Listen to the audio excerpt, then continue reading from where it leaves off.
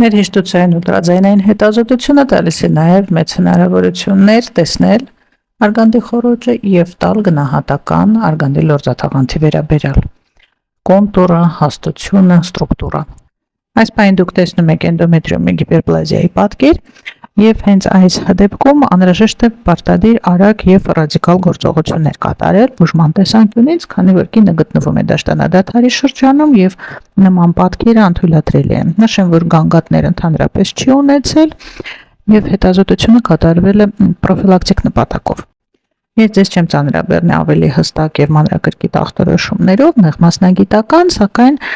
պարտադիր կատարվում է արգանդի խոռոչի ասպիրատ, պարտադիր կատարվում է հյուսվածքաբանական քննություն նման պարագայում։ Հետազոտության ընթացքում վիզուալիզացվում է նաև արգանդի մարմնի հետին պատին ինտրամուրալ սուբսերոզ միոմատոզ հանգույց, միջին տրամագիծը 5 սմ, սակայն կլինիկական նշանակություն այս պահին չունի։ Պացիենտի բուժման տակտիկան, ինչպես նաև հետագա վարման տակտիկան կախված է հյուսվածքաբանական քննության արդյունքից։